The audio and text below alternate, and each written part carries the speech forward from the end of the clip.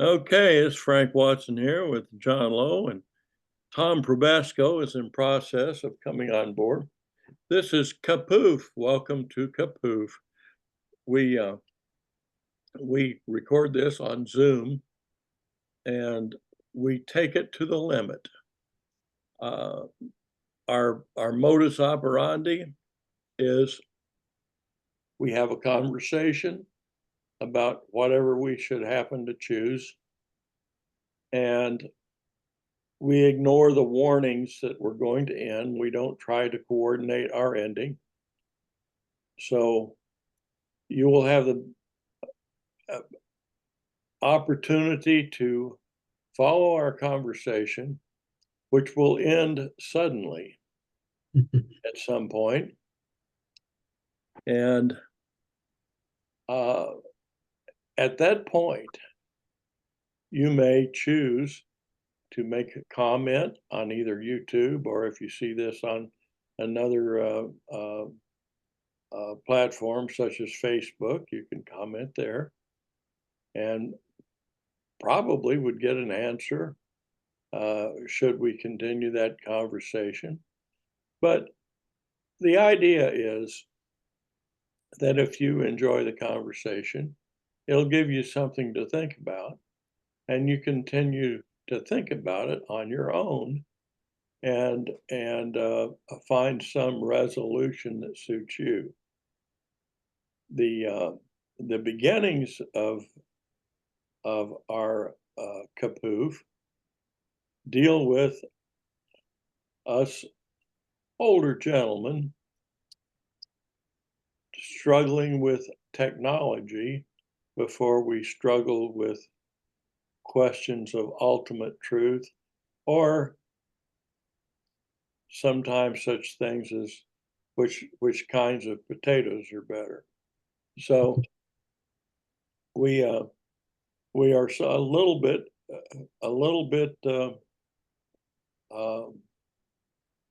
whimsical.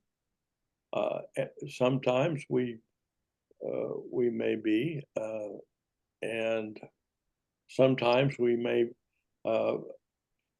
get into fairly intense conversations. But whatever it is, we welcome you to join us. And Tom Probasco, I see your name. Yeah, I don't know. I don't have my tech expert here with me, Julia, because as far as I know, I have done everything that I had previously done, but it doesn't seem to. So I may just be invisible today. So I don't know. Well, it's nice, bold font.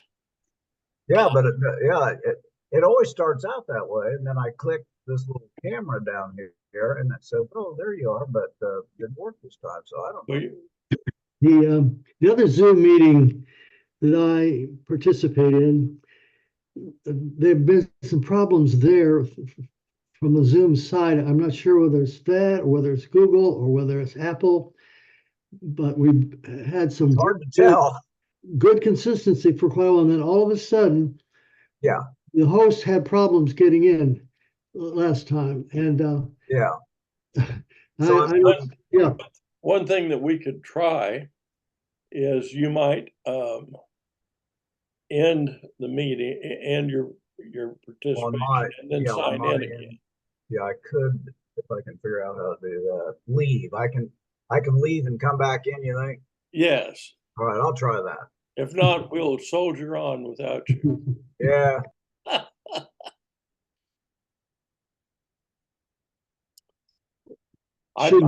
Shouldn't take long. You know, John, for some people, our struggles will be as interesting as our conversation, or even more so. Yes, it's all part of the struggle. And that's part of life, isn't it? Struggle. I think that's what we're here to do. That's at least the evidence. Mm-hmm.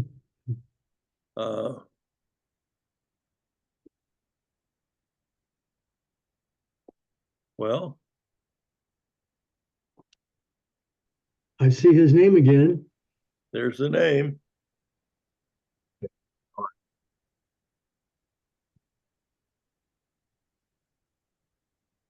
I'll tell you what I'm going to do. I'll let you Dude, fellas. No, Down no, to- no, no. Down to the left of down to the left of your screen, Tom, is there a little couple icons where it's audio and visual and I've got mute and I've got start video, right. which I don't want to start a video. Well, yeah, you should start video. Try starting video. Well, I did. That's what I've usually done. And as soon as I click on that, I show up. I kind of think maybe my computer needs restarted. Well, That just does happen. just get your name up there and let's go on with our conversation. Oh, good. None of us are beauty contest winners to start with. No. And some people do this sort of thing as a podcast where Right. there's no visual to it. Right. So So John, onward, and I'll restart it later. yeah, John, it's up to you and me to be extra handsome and engaging. That's right. We're losing the handsome one.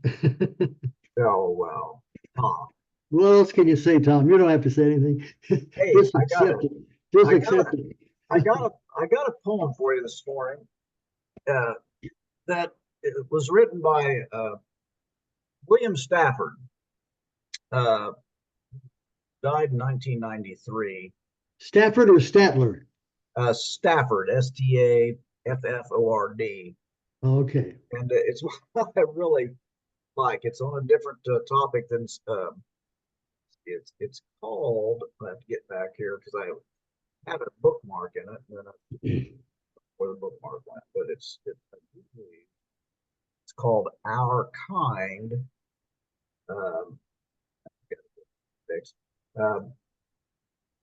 And it's funny. He's really an interesting, not a poet in the, I suppose, not like Robert Frost or Richard Wilbur, some of those, that I've read recently. But I really, let's see here if where you are. Yeah, Our Kind, 197. He read it years ago. He was a television program, and he was being interviewed by somebody, and he read this one. Our Kind. Our mother knew our worth, not much. To her, success was not being noticed at all. If we can stay out of jail, she said, God will be proud of us. Not worth a row of pens, she said, when we looked at the album. Grandpa, ridiculous. Her hearing was bad, and that was good. None of us ever said as much. She sent us forth equipped for our kind of world, a world of our betters, in a nation so strong, its greatest claim is no boast. Its leaders telling us all, be proud. But over their shoulder, God and our mother signaling ridiculous. Our Kind with Stafford. That's beautiful. I had reason to think of that the other day. Is that available? Do you have something that you can send me on that? I'd like to post that on my Facebook. Oh yeah, I can do that. Yeah, there's websites. I think so. I'll take a look. There are some websites that are specifically poetry ones, and others somebody has just liked it and put it out there. And when that happens, I always check it against, a copy in a book, just because some people don't always transcribe it exactly right. I'll do that. I think there's that is there a name for that sort of writing? Well, I mean, I mean, it doesn't usually worry about rhyme. He's not, like Frost and Richard Wilbur, very, I would say, polished. Frost said he had no use for unrhymed, unmetered poetry. He says, like playing tennis with a net down. So he didn't care for it. But I have found a lot to admire in many William Stafford's I poems. like that a lot. There's different ways of being beautiful in people and in art and artists. And I think that you can be proud and be beautiful and make the statement like from the neck down. For my own,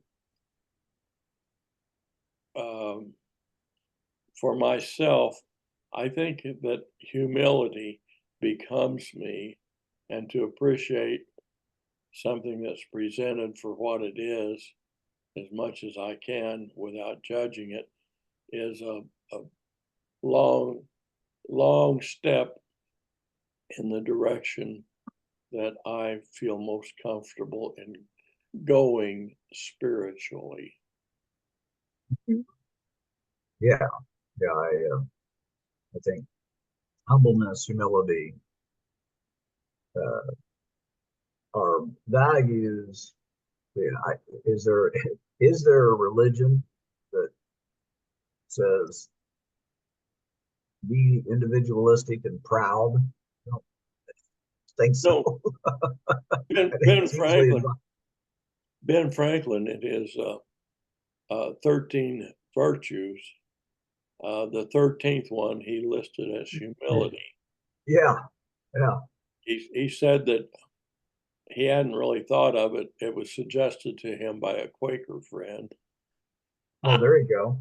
And that while he saw great value in it, he thought there was a place for pride in one's values. And I think on the whole, however, that was a way of being humble about being humble. So I give him credit for that. Whether it's due or not, I don't know. But he was quite a remarkable person. As far as the poem's concerned, I would like to have a copy of it or study it further. I'm not just sure what I feel about it. Yeah. Certain phrases and so forth. I'm not sure what she's trying to convey.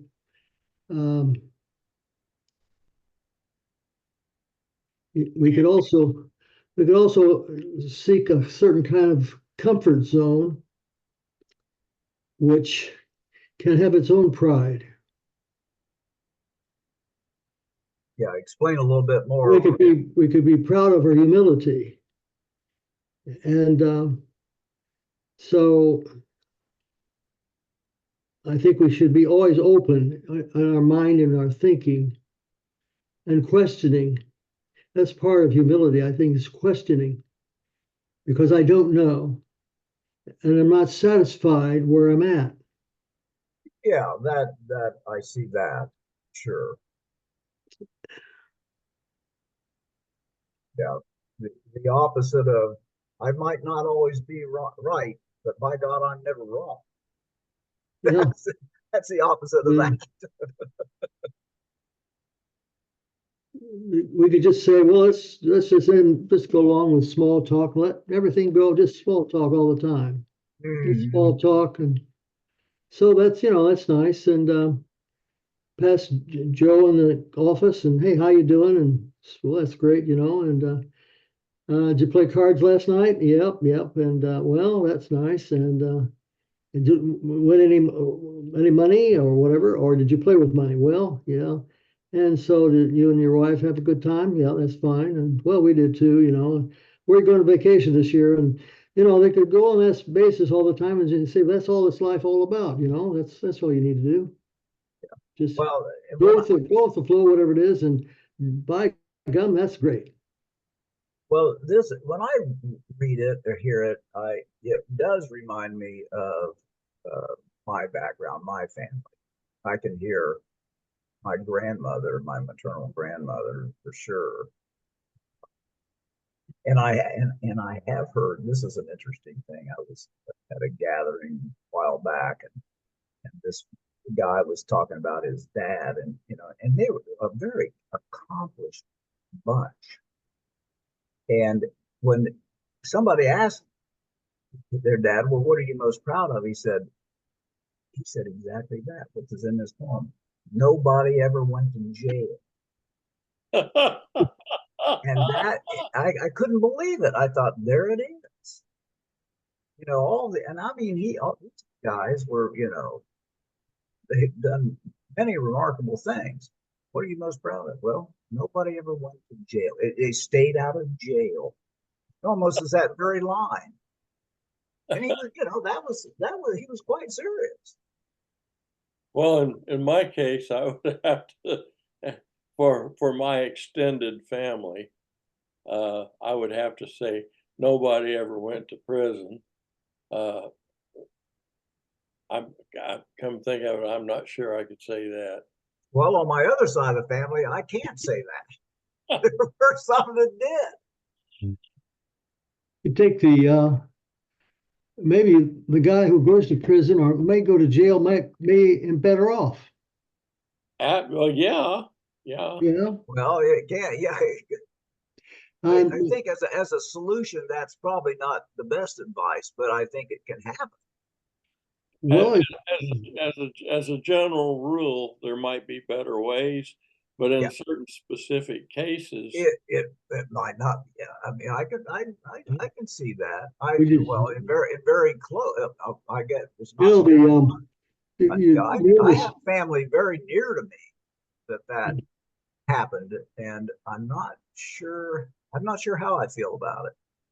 Well, I'm pretty sure that it was not a good thing. I think it was where the event occurred, and the appearance of those who were pulled over played a big role, and that should not be the case. But anyway, it can be a complex issue sometimes. There was the story of the East of Eden and the two sons. I guess you could probably go back to Cain and Abel, wouldn't it? I think so. And the one son was a rebel, and the other was compliant and did everything that his father told him, harmless. And but the other son was a rebel, and in the end, if I remember right, the father really preferred the rebel son. Yeah, I think that can happen. That he was better off than just being mediocre and harmless. And although I don't think the poem really I don't think mediocrity and humility, or I don't think they're talking about mediocrity, but humility. I think they're separate things, although I kind of hear what you're saying. Well, keeping out of jail, sure. I think you have to know that segment of society. That's why I have to think about it. I really do. Not as much as some, but I do more than others. Well, and then there's the interesting case of Muhammad Ali, who said, "I'm the greatest," but that's part of his greatness was that he could say that, and still he was greater than the claim that he was making. Yeah. But you know, he said underneath, he really didn't believe that. It was just used as a show, as a tactic. He was a showman, but he was probably one of the greatest athletes that ever lived. Well, absolutely. And he was, And I'm sure he had a positive idea, but take Trump today, that's the same philosophy he has. He's the greatest. He's narcissistic. Everything comes back to him. Yeah, that's different. Yeah. Well, it's different from Ali. Yeah. Different people. Oh yeah. But still, it's old positive thinking. What was his name? I forget that minister. Oh, the power of positive thinking. Yeah. I know who you mean. Yeah, people. Was that Norman Peale? Norman Vincent Peale. That's right. And there's something to that. I'm sure you got to be positive in a lot of ways. Yeah. But you also have to be realistic, and you have to learn by your mistakes and admit your mistakes and go from there. But or everything's okay. I'm okay. You're okay. That seemed kind of thinking it was popular. What 40 years ago or 50? Oh yeah, yeah. That goes way back, doesn't it? I'm Yeah. okay. You're okay. And there was an answer to that. I'm not okay, and you're not okay, but that's okay. Okay.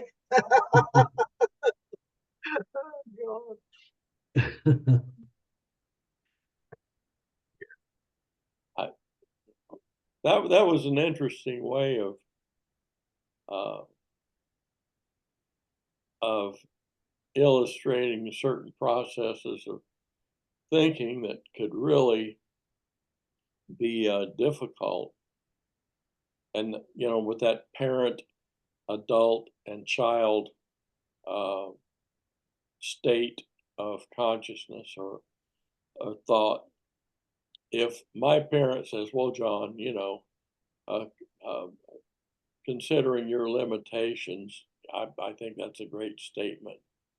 You know, me going from parent to your child when you've made a perfectly adult to adult statement makes that a cross communication. And cross communications uh, can result in anger and uh, uh, humiliation or whatever. If my parent talks to your parent talks to my child, or we can talk parent to parent, child to child, adult to adult. Child to child is fun. I think we probably do quite a bit of that amongst ourselves, enjoying a bit of poetry or um, our conversation whereby we attempt to discuss humility without indulging in pride. Yeah. Well, I I have a child. We all have a child, don't we? And I don't see. Oh, you're still here. I didn't see your face for a while, Frank. We all have Really? a child. We all have a child, and I think we need the child. And sometime at the dinner table, I'm never around you, Frank, but sometime I'm a wild man. What? You ask some of the people that I sit with, you know, and I joke around. I'm always asking people to sing asking Don, Don, the black fellow. Oh yeah. So, what's our song today? Come on. And I'm always prompting people to get up and talk, and I say silly things all the time. I really do. I'm a wild man. Did you see it when we get to this sort of thing? It's a different story. Oh God. In I like 95, that. there'll be people at my dinner table who say he's wild.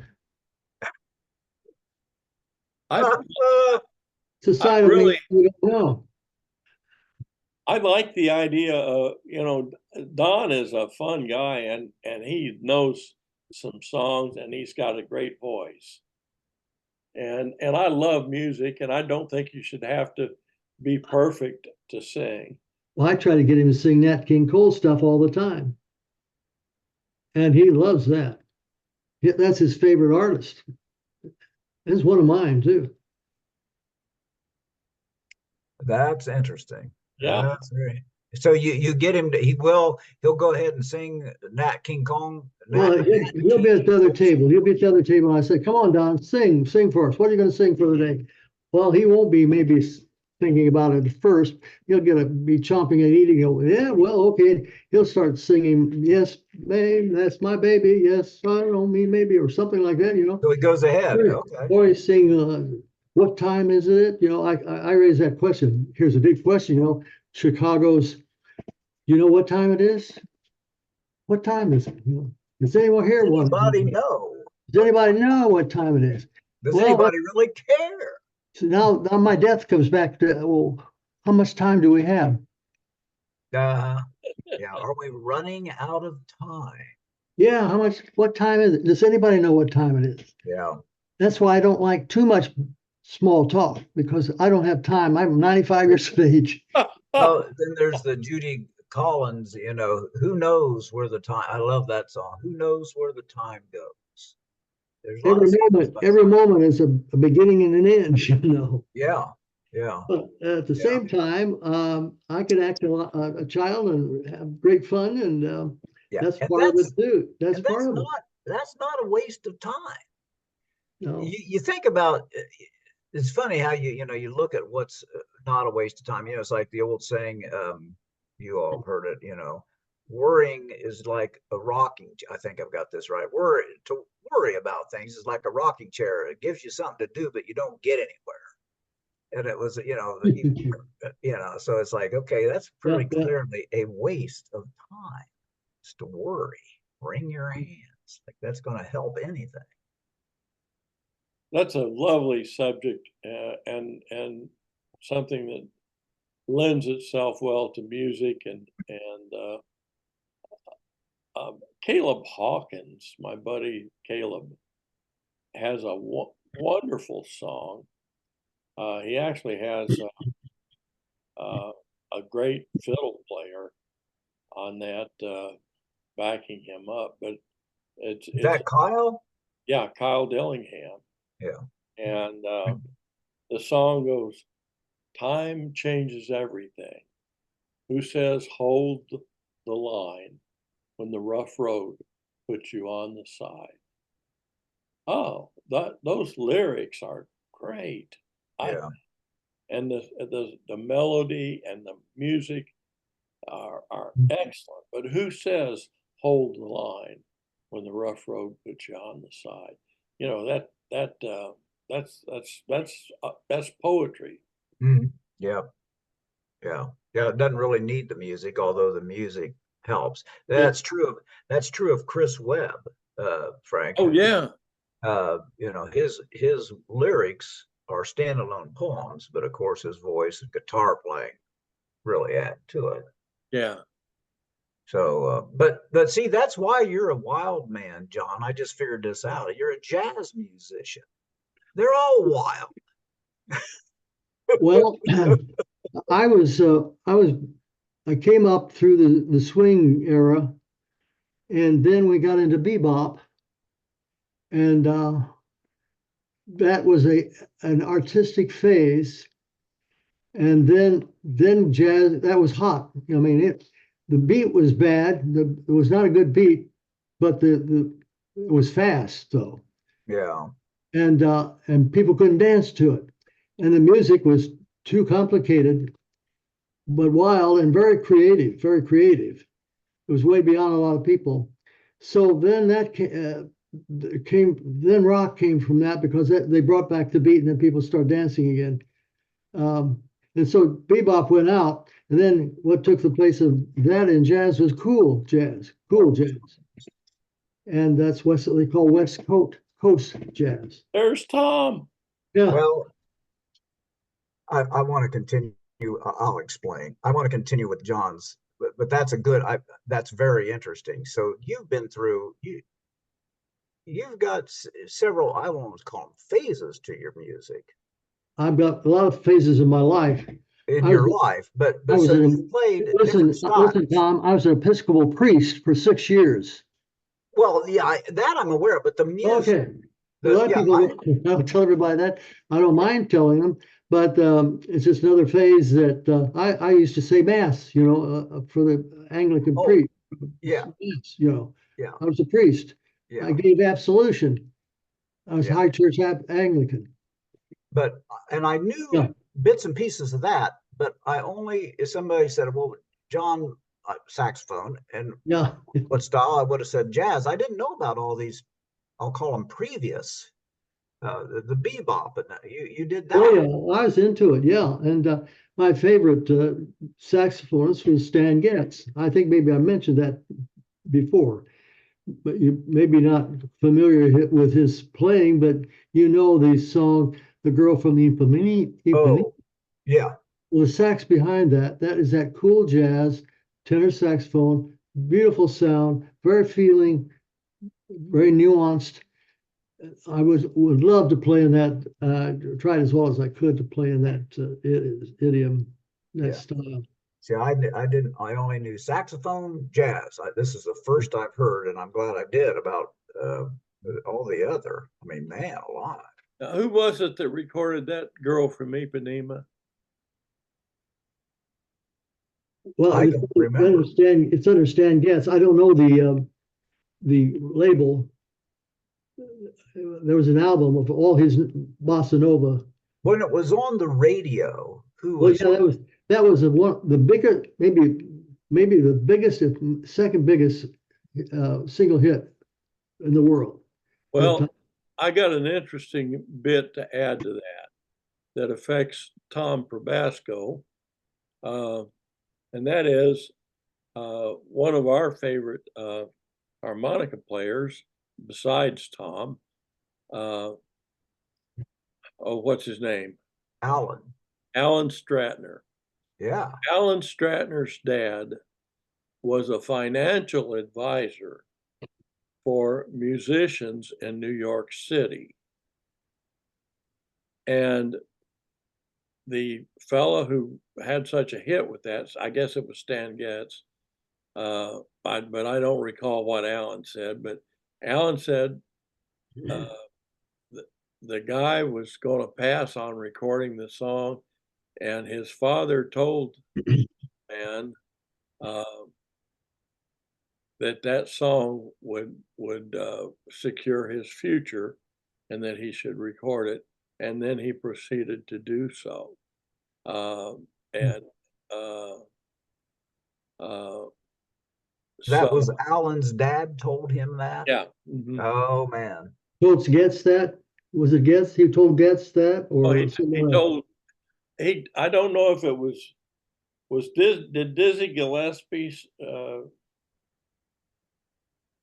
I don't remember. It was whoever made it popular on the radio. Yeah. I would guess whoever that was, and I don't remember now. I remember hearing it, but we'll have to I'll have to figure that out.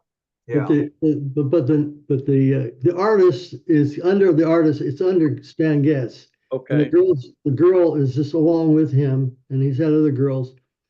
But he ran into that from the Brazilian musician and Carlos, whatever his name is, and there was a whole phase from Brazilian Latin beat, bossa nova, which was really taken from the I want to say the samba, built on the samba rhythm. I've always had problems trying to figure out what the rhythm was, but it's drawn from the samba anyway.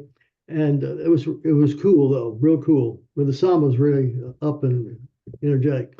but this is real cool, and that's fit his style very well because he's very cool playing. Not a frantic player like John Coltrane or someone like that. Was just mad. And Charlie Parker on the alto sax. And now, as far as guitar, Frank, Pat Metheny, you've heard of him? Oh yeah. Oh yeah. Yeah. Well, as far as jazz is concerned, he would be the big ones there. But now with rock, of course, it would be well, Hendrix. He would be, the rock star. He'd be I suppose, one of the tops. And then I've always felt great about the country Atkins. What's his name? Chet Atkins. Chet Atkins. Chet Atkins. And of course, I think Brasco. What was his name? Anyway, the man from On My Way to Phoenix. What was his name? And Jim By Webb. the time I get to Phoenix, Is that Jim Webb wrote that music? Was it Jim Webb? You said Glenn Campbell did. yeah, Glenn Campbell's the one I was thinking, but the one who wrote the music, the lyrics. Yeah, well, it's probably he did a lot of Webb. Jim Webb. Now, yeah, he did. He sang a lot. Another Webb. Did you mention another Webb though, besides him? Well, we're talking about Chris. Frank and I Chris know Webb. Chris Webb and his dad Pat Webb. Pat Webb. That's a different Webb. But because this is a different. Jim Webb wrote some real great things too. So how did your music so you did these, Episcopalian, you're when you were doing that, giving absolution, that did you do the music simultaneously? I did when I taught at Marian College. A student was a musician in one of my classes, and he was very good flautist. I mean, he was magnificent, and he was being wanting to pick up the saxophone. And then there was this fellow he ran onto who was, it's a long story, I'm afraid. And anyway, I'll shorten it. And I told him I could help him learn the saxophone. And so he brought me into this guy who's from the Elgart band, had been playing with them, and he was an alcoholic. And so one of his therapies was to organize a band and use that as a hobby and overcome your alcoholism and so forth and so on. And so he brought us together as a sax group, and then he brought the whole band together, and we played all around the place. And we then one evening he made me the assistant. I was playing with him, you see, and all the time I'm teaching at Marian College, but this is okay. On the side. Okay. And so then one night we were at Fort Harrison, and it was a dance, and Jim, the leader, he didn't show up because he got drunk or something. And so I inherited the band, actually. Oh, man. And then, wow. So we carried on, and we got to the place. We had 17 pieces with girl singer. There were the festivals downtown at the Monument Circle. For two summer festivals, we played because they had groups on either directions of the around the circle there. Okay. There's concession stands and masses of people, thousands of people, and so we played on one side with